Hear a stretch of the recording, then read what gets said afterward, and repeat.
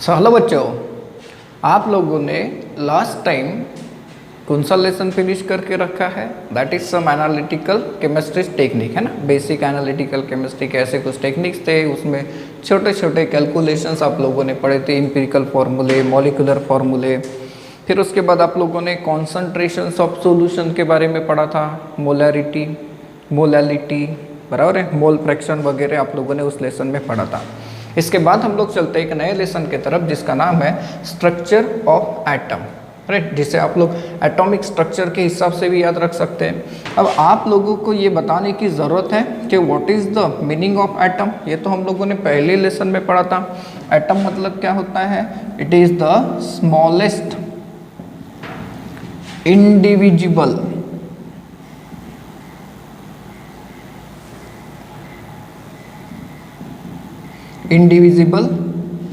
Particle of an element, है ना, particle of an element, इसे हम लोग क्या कहते हैं? एटम। फर्स्ट लेसन में आप लोगों ने पढ़ा था कि एटम का मास किस रेंज में होता है, देन उसके बाद उसका रेडियस, उसका डायमीटर किस रेंज में होता है, ये आप लोगों ने पढ़ा था। नाउ एटम के बारे में हमें बहुत सारी इंफॉर्मेशन किसने दी थी? डाल्टन्स थ्योरी ने।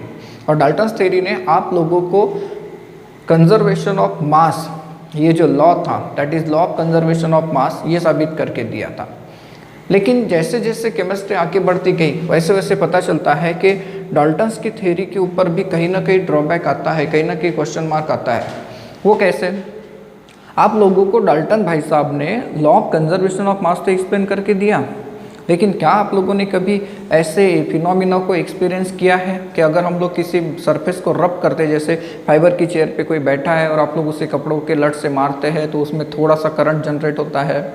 इवन जो फर होता है, मतलब क्या, एनिमल के बॉडी के ऊपर जो हेयर्स होते हैं, इन फर के ऊपर अगर हम लोग बहुत देर तक रबिंग एक्शन करते हैं तो उसमें इलेक्ट्रिसिटी भी प्रोड्यूस होती है। तो ये सारे के सारे जो फिनोमिना है ये डाल्टन ने एक्सप्लेन नहीं किया, और डाल्टन ने एक्सप्लेन नहीं किया तो इसका मतलब ये कि डाल्टन की थ्योरी फेल हुई क्या? नहीं। उसका रीज़न था कि एटम की स्टडी उस टाइम पे बहुत ज़्यादा नहीं थी। लेटर ऑन जैसे जैसे एटम की स्टडी बढ़ती गई वैसे वैसे हमें एक नया कंसेप्ट मिलता है जिसे हम लोग कहते हैं सब एटॉमिक पार्टिकल्स। हम लोगों ने एटम को कहा है कि एटम इज़ नॉट डिविजिबल। हाँ, आप लोग एक एटम के दो एटम में डिवीज़न नहीं कर सकते, लेकिन उसके अंदर बहुत सारे पार्टिकल्स हैं, ये हम लोगों को समझ में आ गया जैसे जैसे फिनोमिना ऑफ द इलेक्ट्रिसिटी पता चला। तो सब एटॉमिक पार्टिकल्स मतलब क्या? एटम के अंदर जो पार्टिकल्स है वो। तो एटम के अंदर कौन कौन से फंडामेंटल पार्टिकल्स मिलते हैं? ढेर सारे मिलते हैं। बेसिकली हमें तीन पता है, जिसमें से एक को हम लोग कहते हैं प्रोटॉन, दूसरे को आप लोग कहते हो न्यूट्रॉन, एंड तीसरे को हम लोग नाम दे सकते हैं इलेक्ट्रॉन। हमें ये तीन ही पता है ना, और हमें इन तीनों की स्टडी ज़्यादा करनी होती है क्योंकि अभी भी बाकी जो सब एटॉमिक पार्टिकल्स है, जैसे पायॉन्स है, बोसॉन्स है, क्वार्क्स है, पॉजिट्रॉन्स है, न्यूट्रिनोज है, एंटी न्यूट्रॉन्स है, ये सारे के सारे ये अभी हमारे काम के नहीं हैं। तो ये सारे के सारे जो पार्टिकल्स हैं इन्हें हम लोग कहते हैं सब एटॉमिक पार्टिकल्स, राइट, सब एटॉमिक पार्टिकल्स। नाउ आप लोग जरा इमेजिन करिए कि एटम को अगर हम लोग एक कोई डायग्राम देना चाहे तो कैसे दे सकते हैं? जस्ट इमेजिन, सर एटम हम लोगों ने सर्कुलर पढ़ा है और उसके सेंटर में हम लोग न्यूक्लियस पढ़ते हैं। हाँ, न्यूक्लियस के अंदर क्या होता है? तो प्रोटॉन होता है एंड न्यूट्रॉन होता है। न्यूक्लियस के अंदर क्या होता है? Proton and neutron. प्रोटॉन के ऊपर चार्ज कौन सा होता है? पॉजिटिव, और न्यूट्रॉन के ऊपर चार्ज कौन सा होता है? जीरो। तो ओवरऑल न्यूक्लियस के ऊपर चार्ज कौन सा मिलेगा? पॉजिटिव मिलेगा। ओवरऑल न्यूक्लियस के ऊपर चार्ज कैसा मिलेगा? पॉजिटिव। एंड तो इलेक्ट्रॉन कहाँ है सर? तो इलेक्ट्रॉन न्यूक्लियस के अंदर नहीं रहते। इलेक्ट्रॉन कहाँ रहते हैं? ये जो न्यूक्लियस के बाजू में हम लोगों ने एक सर्कल बना के रखा है, एक हो सकता है, दो हो सकता है, डिपेंड करता है, आगे पढ़ेंगे तो पता चलेगा कि पर्टिकुलर एटम के शेल कैसे आप लोग रिप्रेजेंट करते हैं, इसे शेल कहते हैं। तो ये जो सर्कुलर पाथ है इसे ऑर्बिट कहते हैं, इसके अंदर प्रेजेंट होते हैं इलेक्ट्रॉन्स, एंड इलेक्ट्रॉन के ऊपर चार्ज कौन सा होता है? निगेटिव। तो किसी भी एटम का एक जनरल व्यू अगर हमारे सामने रखना है तो हम लोग ऐसे रख सकते हैं कि एक स्फेरिकल एटम है, हाँ, उसके सेंटर में एक न्यूक्लियस है, इस न्यूक्लियस के अंदर प्रोटॉन है जिसके ऊपर पॉजिटिव चार्ज है, एक न्यूट्रॉन भी होंगे, न्यूट्रॉन के ऊपर क्या होगा? जीरो चार्ज होगा, एंड इलेक्ट्रॉन अगर है तो वो न्यूक्लियस के आसपास नहीं है, न्यूक्लियस से थोड़ा दूर है, एक पर्टिकुलर डिस्टेंस पे है, जिसे हम लोग कहते हैं स्टेशनरी लेवल्स या फिर एनर्जी लेवल्स, या फिर इन्हें हम लोग कहते हैं ऑर्बिट्स ऑल्सो। बराबर है। तो इन तीनों की डिस्कवरी कैसे हुई सर, कैसे कैसे पता चला, किसने किसने इसे ढूंढ के निकाला, ये सारी चीजें हम लोग आज के वीडियो में पढ़ेंगे।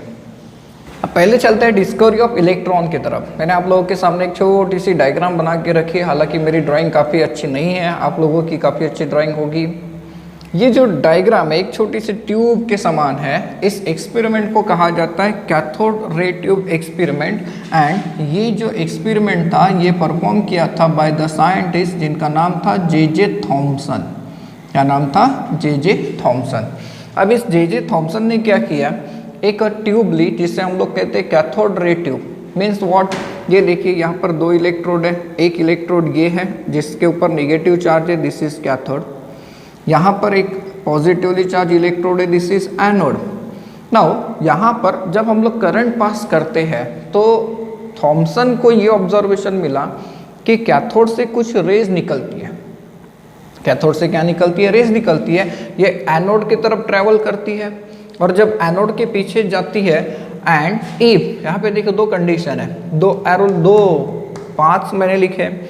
यहाँ पर हम लोगों ने इलेक्ट्रिक फील्ड भी अप्लाई करके रखी है। अगर इलेक्ट्रिक फील्ड नहीं है, इलेक्ट्रिक फील्ड नहीं है, तो ये जो रे निकला यहाँ से ये सीधा जाएगा और इस पॉइंट पे क्या होगा? स्ट्राइक होगा। यहाँ पे स्ट्राइक हो जाएगा, वहाँ पे एक छोटा सा ग्लो प्रोड्यूस होता है। ये जो स्क्रीन होती है ये जिंक सल्फाइड की होती है, फोटोग्राफिक ये प्लेट है। यहाँ पर जब ये टकराएगा तो थोड़ा सा क्या हो जाएगा? ग्लो हो जाएगा। ये कब हुआ? जब आप लोगों ने यहाँ पर इसके रास्ते में कोई भी इलेक्ट्रिक फील्ड अप्लाई नहीं किया। बट लेटर ऑन जब हम लोग ये पता करते कि सर इलेक्ट्रिक फील्ड अगर अप्लाई करते तो क्या होगा, यहाँ से निकलने वाली जो रे है वो डेविएट होगी कि नहीं होगी, तो इट इज़ ऑब्जर्व दैट कि हाँ वो डेविएट होती है। और वो जब डेविएट होती है तो आप लोगों को पता चलेगा कि ये डेविएट होती है टुवर्ड द पॉजिटिव टर्मिनल। अब सर पॉजिटिव टर्मिनल की तरफ ये डेविएट होती है, मतलब खुद इसके ऊपर नेगेटिव चार्ज होगा, क्योंकि सेम चार्ज अगर है तो ये उससे तो दूर जाएगी, उसके तरफ जाएगी क्या? नहीं। तो इसको जब आप लोग इलेक्ट्रिक फील्ड में स्टडी करते हो तो इट इज ऑब्जर्व दैट कि यहाँ से जो रेज निकलती है उसका डिफ्लेक्शन होता है, और उसका डिफ्लेक्शन होता है टुवर्ड्स पॉजिटिव टर्मिनल। तो अब उसने कंक्लूजन क्या निकाला? उसने कंक्लूजन ये निकाला कि ये जो कैथोड से रेज निकले, ये कैथोड के रेज इलेक्ट्रिक फील्ड में पॉजिटिव टर्मिनल की तरफ जा रहे हैं। मतलब जो कैथोड की रेज है, इन कैथोड की रेज के ऊपर जो चार्ज आपको मिलेगा वो कौन सा मिलना चाहिए? नेगेटिव। और ये जो निगेटिवली चार्ज रेज आपको मिलती है इसमें छोटे छोटे पार्टिकल्स हैं जिनका मास अगर आप लोग देखें, that is mass of particle of cathode ray. तो ये थॉमसन ने स्टडी किया and it is found that कि 1/1837 टाइम्स ऑफ अ प्रोटॉन, मतलब प्रोटॉन से कितना छोटा है? तो 1837 times. And later on Thomson ने ये पता किया कि ये जो पार्टिकल निकला, इस पार्टिकल को हम लोग आइडेंटिफाई करते हैं एज अ इलेक्ट्रॉन। तो इसका मतलब ये कि जो कैथोड की रेस निकलती है, ये कैथोड की rays it is nothing but the beam of the electrons. यहाँ से क्या निकल गए? इलेक्ट्रॉन्स। तो इलेक्ट्रॉन की डिस्कवरी के बारे में हमें कौन बताता है? थॉमसन का ये एक्सपेरिमेंट, जिसे हम लोग क्या नाम देने वाले हैं? Cathode ray tube experiment. अब चलते हैं दूसरे सब atomic particle that is proton की डिस्कवरी की तरफ। प्रोटॉन की डिस्कवरी का जो क्रेडिट है, ये क्रेडिट जाता है इन भाई साहब को जिनका नाम है अर्नेस्ट रुदरफोर्ड। शायद आप लोगों ने ये नाम इसके पहले सुना होगा, और नहीं सुना होगा तो फिजिक्स में बहुत बार सुनोगे। अर्नेस्ट रुदरफोर्ड, इन्होंने इन द ईयर ऑफ 1911 एक एक्सपेरिमेंट कैरी आउट किया, जिस एक्सपेरिमेंट को कहा जाता है अल्फा पार्टिकल स्कैटरिंग एक्सपेरिमेंट। कौन सा एक्सपेरिमेंट कहते हैं? Alpha particle scattering experiment. अब ये होता कैसे और इन्होंने क्या साबित किया? अल्फा पार्टिकल स्कैटरिंग एक्सपेरिमेंट लेते समय उन्होंने क्या सोचा कि जो पार्टिकल्स है, जो एलिमेंट्स है, इन एलिमेंट्स के ऊपर हम लोग अल्फा पार्टिकल्स को बम्बार्ड करेंगे, मतलब उनके ऊपर अल्फा पार्टिकल छोड़ देंगे। तो ऐसा करने के लिए उन्होंने एक एक्सपेरिमेंटल सेटअप लगाया और उस एक्सपेरिमेंटल सेटअप में उन्होंने सबसे पहले लिया एक बॉक्स, ये लीड बॉक्स है, इसके अंदर सोर्स ऑफ अल्फा पार्टिकल, मतलब ऐसा मटेरियल रखा जाता है जो यहाँ से क्या रिलीज करेगा, अल्फा पार्टिकल्स को रिलीज करेगा, अल्फा रेस को रिलीज करेगा। फिर यहाँ से रिलीज होने वाली जो अल्फा रेज है उन्होंने उन्हें कलेक्ट किया लीड प्लेट के ऊपर। ये लीड की प्लेट जो है इन पार्टिकल्स को कलेक्ट करेगी, मतलब एक जस्ट लाइक अ फिल्टर का काम करेगी, इन्हें कलेक्ट करेगी और फिर आगे भेज देगी। ठीक है, अब यहाँ से अल्फा पार्टिकल आगे जा रहे हैं, तो अल्फा पार्टिकल आगे जा रहे हैं तो उन्होंने अरेंजमेंट क्या किया कि एक फोटोग्राफिक प्लेट लेके रखी है जो कि जिंक सल्फाइड की जनरली यूज की जाती है। एंड ये देखिए ये पूरी सराउंडेड है यहाँ पे, और इसके अंदर उन्होंने रखा है एक gold foil. Gold foil, foil का मतलब क्या, शीट। जैसे मिठाई वगैरह खाते तो उसके ऊपर सिल्वर का फॉइल लगाया जाता है, सोचिए कितना फाइन होता है, वो काफ़ी कम थिकनेस वाला होता है। तो ऐसा एक उन्होंने गोल्ड फॉइल रखा एंड ही ऑब्जर्व, उन्हें क्या ऑब्जर्वेशन मिले जरा देखो। जब यहाँ से अल्फा पार्टिकल्स निकलते हैं और गोल्ड फॉइल को क्रॉस करके आगे जाते हैं तो इट इज़ ऑब्जर्व कि जब ये अल्फा पार्टिकल्स इस फोटोग्राफिक प्लेट के ऊपर टकराते हैं इट प्रोड्यूसेस सिंटिलेशन। सिंटिलेशन मतलब ग्लो करना, जैसे ही वहाँ पर बम्बार्डमेंट हुआ वहाँ पर क्या आ जाता है, ग्लो आ जाता है, तो पता चलेगा कि अल्फा पार्टिकल्स क्या हो रहे हैं, यहाँ पर स्कैटर्ड हो रहे हैं। ठीक है, बट इस एक्सपेरिमेंट से उन्होंने इम्पोर्टेंट ऑब्जर्वेशन क्या निकाला, जरा सोचिए कि मेरे पास ये एक स्फीयर है और मैं इसके ऊपर कुछ मटेरियल को टकराना चाहता हूँ। तो जब ये मटेरियल इसके ऊपर टकराएगा, अगर ये यहाँ से टकराएगा तो इसका मूवमेंट ऐसे हो जाएगा, ये इस डायरेक्शन में चला जाएगा। ये यहाँ से टकराएगा तो ये इस डायरेक्शन में चला जाएगा। अगर कहीं यहाँ से टकराता है तो ये हो सकता है कि ऐसा वापस आ जाए, यहाँ से टकराए तो हो जाए कि ऐसा वापस आ जाए, और अगर नहीं तो ये सीधा निकल जाएगा। या फिर ये हो सकता है कि अगर वो बराबर सेंटर से टकराता है तो बाउंस बैक हो जाए, हो सकता है ना, बाउंस बैक, रिटर्न आ जाए। उन्होंने यहाँ पर यही ऑब्जर्वेशन देखा। ही ऑब्जर्व दैट कि मैक्सिमम जो पार्टिकल्स है ये तो आजू बाजू में जाके बम्बार्ड हो रहे हैं, बट वेरी फ्यू, काफ़ी कम पार्टिकल ऐसे हैं जो यहाँ से वापस निकल आते हैं, यहाँ से क्या हो जाता है, बाउंस बैक हो जाता है। तो ऐसा क्यों होता है? तो उन्होंने एक एक्सपेरिमेंट कैरी आउट किया। ही ऑब्जर्व दैट कि नाइट्रोजन जिसका एटॉमिक नंबर होता है 7 एंड जिसका मास होता है 14, इसके ऊपर उन्होंने अल्फा पार्टिकल को रिलीज किया, मतलब बम्बार्ड किया। तो अल्फा पार्टिकल मतलब क्या, तो जिसके पास 2 प्रोटॉन होते हैं, मतलब जिसका एटॉमिक नंबर 2 के बराबर होता है एंड जिसका मास होता है 4 के बराबर। तो जब ये अल्फा पार्टिकल इस नाइट्रोजन के ऊपर टकराता है तो ट्रांसम्यूट होता है ये नाइट्रोजन, मतलब एक नए एलिमेंट में कन्वर्ट होता है। अब यहाँ पर जो नया एलिमेंट कन्वर्ट होता है वो कौन सा होता है, तो यहाँ पर प्रोड्यूस होता है ऑक्सीजन। तो आप लोगों को जो ट्रांसम्यूटेड पार्टिकल मिला, ये ट्रांसम्यूटेड पार्टिकल कौन सा मिला, ऑक्सीजन 17, इसे ऑक्सीजन 17 पढ़ते हैं। अब उन्होंने ये सोचा कि ऐसा एक्सपेरिमेंट हर एक एलिमेंट के साथ करके देखा जाए। हाँ, किया भी। तो जितने भी एलिमेंट्स के ऊपर हम लोग अल्फा पार्टिकल का बम्बार्डिंग कैरी आउट करते हैं तो ही ऑब्जर्व कि वहाँ से एक ऐसा पार्टिकल बाहर निकलता है जिसका एटॉमिक नंबर 1 के समान है, मतलब उसके ऊपर पॉजिटिव चार्ज 1 होता है एंड उसका मास होता है 1। ये जो पार्टिकल यहाँ से निकलता है हाइड्रोजन का न्यूक्लियस इसे हम लोग मानते हैं एंड इसे कहा जाता है प्रोटॉन। तो इस एक्सपेरिमेंट में हमें किसके डिस्कवरी के बारे में पता चलता है, प्रोटॉन की डिस्कवरी के बारे में पता चलता है, जो कि किसने कैरी आउट करके दिया, अर्नेस्ट रदरफोर्ड ने कैरी आउट करके दिया। कौन सा एक्सपेरिमेंट कैरी आउट किया उन्होंने, तो अल्फा पार्टिकल स्कैटरिंग का एक्सपेरिमेंट कैरी आउट किया। और ये अल्फा पार्टिकल स्कैटरिंग का एक्सपेरिमेंट कुछ ऐसे होता है। तो ऐसे बहुत सारे एलिमेंट्स हैं जिनके ऊपर हम लोग अल्फा पार्टिकल को बम्बार्ड करते हैं। सर अब अल्फा पार्टिकल होता क्या है, तो अल्फा पार्टिकल इसके समान होता है, बिल्कुल सेम। देखिए हीलियम एटॉमिक नंबर 2 है और उसका एटॉमिक मास नंबर 4 होता है। मीन्स अगर हम लोग केमिकल साइंस में देखें तो sir alpha particle is nothing but the helium particle, हाँ ये ऐसा ही माना जाता है। अब तीसरे सब एटॉमिक पार्टिकल की डिस्कवरी की तरफ चलते हैं जिसका नाम है न्यूट्रॉन। देखो न्यूट्रॉन डिस्कवर होने से पहले आप लोगों के पास दो पार्टिकल डिस्कवर हो चुके हैं। एक जो पार्टिकल है इलेक्ट्रॉन, जिसे किसने डिस्कवर किया, by the scientist J Thomson. ये एक ऐसा क्वेश्चन बन सकता है जिसका आंसर आपको एक लाइन में या फिर एक वर्ड में लिखना है। आपने दूसरा जो पार्टिकल डिस्कवर करके देखा वो कौन सा था, प्रोटॉन, जिसकी डिस्कवरी का क्रेडिट जाता किसे है, रुदरफोर्ड को जाता है। ठीक है, क्योंकि रुदरफोर्ड ने अल्फा पार्टिकल स्कैटरिंग वाला एक्सपेरिमेंट करके दिखाया था।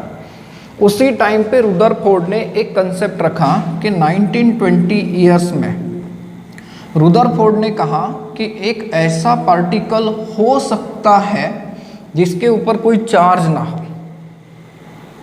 देखिए प्रोटॉन के ऊपर पॉजिटिव चार्ज मिला, इलेक्ट्रॉन के ऊपर नेगेटिव चार्ज मिला, तो रुदरफोर्ड ने बस एक ऐसा कंक्लूजन निकाल के रखा कि कोई एक ऐसा पार्टिकल हो सकता है जिसके ऊपर कोई चार्ज ना हो, वो इलेक्ट्रिकली कैसा हो, न्यूट्रल हो। हाँ हो सकता है, लेकिन न्यूट्रल होने के कारण इसकी डिस्कवरी करने के लिए बहुत सारा टाइम लगा। And in the year of 1932 एक साइंटिस्ट आए जिनका नाम था जेम्स चैडविक। इनका नाम है जेम्स चैडविक। तो चैडविक के एक्सपेरिमेंट में देखो उन्होंने क्या किया, एक अल्फा पार्टिकल का सोर्स लिया और उसे किसके ऊपर बम्बार्ड करा है, बेरिलियम के ऊपर। ही ऑब्जर्व दैट कि जब हम लोग बेरिलियम के ऊपर, बेरिलियम होता है ये वाला एलिमेंट, और इसके ऊपर जब हम लोग अल्फा पार्टिकल को बम्बार्ड करते हैं तो इट इज़ ऑब्जर्व दैट हमें मिलता है एक ऐसा एलिमेंट जो कि है कार्बन 12। अब कार्बन 12 में देखिए यहाँ पर कोई भी चार्ज नहीं बचा क्योंकि पूरा का पूरा सम बाहर आ गया, लेकिन मास को देखिए तो 9 and 4 13 होना चाहिए, यहाँ पर कितना है 12। मतलब ये ऐसा पार्टिकल एक बच गया सर जिसके ऊपर कोई चार्ज नहीं है लेकिन जिसका मास 1 है। हाँ जिसका मास 1 है वो किसके बराबर है, प्रोटॉन के बराबर है। ये जो पार्टिकल है इस पार्टिकल को उन्होंने आइडेंटिफाई किया एज अ न्यूट्रॉन। मतलब क्या, जब अल्फा पार्टिकल्स को हम लोग बेरिलियम के ऊपर टकराते हैं तो ये न्यूट्रल रेस प्रोड्यूस करता है, न्यूट्रल रेडिएशन छोड़ता है। और ये जो न्यूट्रल रेडिएशन छोड़ दिया इसे हम लोग क्या कहने वाले, न्यूट्रॉन्स। एंड जब इन्होंने इन न्यूट्रॉन्स को पैराफिन के अंदर से निकाला तो पैराफिन के बाहर जब ये आए तो ये प्रोटॉन्स बन के निकला है। इसका मतलब ये कि यहाँ से इन्हें चार्ज मिला होगा, ठीक है मिला होगा, लेकिन ये जो पार्टिकल्स हैं ये तो है ना, इनकी जो एग्जिस्टेंस है वो तो साबित होती है। तो ये जो पार्टिकल है इन पार्टिकल को फिर उन्होंने नाम दिया न्यूट्रॉन। तो न्यूट्रॉन की डिस्कवरी का क्रेडिट, अब न्यूट्रॉन की डिस्कवरी का क्रेडिट हम लोग किसे देंगे, तो चैडविक को देंगे। तीनों पार्टिकल जो हम लोगों ने डिस्कवर किए दैट इज सब एटॉमिक पार्टिकल्स, इनकी एक छोटी सी स्टडी, एक रिवीजन हम लोग लेते हैं। मैंने कहा है कि 1 सेंटेंस में आंसर लिखिए, ऐसा क्वेश्चन हो सकता है, या फिर एक वर्ड में लिखिए, तो इनमें से बहुत कुछ पूछा जा सकता है। सपोज करिए हम लोग सबसे पहले स्टार्ट करते हैं अबाउट द इलेक्ट्रॉन। तो इलेक्ट्रॉन की अगर बात करते हैं तो इलेक्ट्रॉन का सिंबल हम लोग कुछ ऐसे देते हैं, जिसका एब्सोल्यूट चार्ज अगर हम लोग देखें तो ये होता है -1.6022 × 10⁻⁻19 कूलोम होता है। ये कितना निकला, दैट इज -1.6022 × 10⁻⁻19 कूलोम। इसका रिलेटिव चार्ज अगर देखें तो हम लोग जनरली कंसीडर करते हैं only as a -1। Symbol for electric charge यही है इसका सिंबल। मास इन किलोग्राम, अब इसका किलोग्राम में मास अगर देखें तो ये होता है 9.10389 × 10⁻, ये 10⁻ आपको मिलता है दैट इज -31, 10⁻−31 kg है। एटॉमिक मास यूनिट में देखें तो ये होता है 0.00054 एंड इसका अप्रोक्सीमेशन वेट इतना लेते हैं हम लोग in terms of atomic mass unit. देखिए एटॉमिक मास यूनिट में आप लोगों ने उसका वेट कितना कंसीडर किया, ओनली 0 कंसीडर किया। देन प्रोटॉन की अगर बात करें, दूसरा पार्टिकल दैट इज प्रोटॉन, तो इसे आप लोग रिप्रेजेंट करते हो by the symbol P। And इसके ऊपर का जो चार्ज हम लोग देते हैं वो चार्ज प्रो इलेक्ट्रॉन के opposite that is plus 1.6022 into 10⁻⁻19 coulomb. तो इसे हम लोग ऐसे रिप्रेजेंट करेंगे। प्रोटॉन ये ऐसी क्वांटिटी है एंड इसका मास अगर आप लोग देखते हैं तो इसका जो मास आप लोगों को मिलता है ये मिलता है 1.6726 इंटू 10⁻⁻27 kg। U मास इन U मतलब एटॉमिक मास यूनिट। तो एटॉमिक मास यूनिट में हम लोग देते हैं 1.0072 जिसे अप्रोक्सीमेटली काउंट करते हैं हम लोग 1U मतलब एटॉमिक मास यूनिट कितना 1 ही। देन न्यूट्रॉन की अगर हम लोग बात करें तो न्यूट्रॉन का जो सिंबल होता है ये हम लोग देते हैं N। नाउ इसके ऊपर कोई चार्ज है क्या? नहीं है, तो रिलेटिव चार्ज भी इसके ऊपर नहीं है। सिंबल फॉर चार्ज, जब चार्ज है ही नहीं तो इसका सिंबल नहीं आता। एंड इसके मास को अगर हम लोग देखें तो इसका जो मास आपको मिलता है ये मिलता है 1.674 इंटू 10⁻⁻27 किलोग्राम, जो कि यूनिफाइड मास में देखे डाल्टन में देखे तो ये होता है 1.0078 के आसपास, जिसे हम लोग फिर से कंसीडरेशन में रखते दैट इज 1। तो आप लोगों के पास ये अब तीनों पार्टिकल की स्टडी है जिसमें आप लोगों ने प्रोटॉन, इलेक्ट्रॉन एंड न्यूट्रॉन की स्टडी करके रखी है। तो हो सकता है कि ये जो वैल्यूज हम लोगों ने ली है ये थोड़ी सी आप लोगों को कहीं चेंज होते मिले। जैसे यहाँ पर अगर देखें तो ये वैल्यू आपको मिलेगी 1.0086 के आसपास, बट स्टिल अप्रोक्सीमेट वेट हम लोगों ने कितना लिया है दैट इज 1 ही लिया है।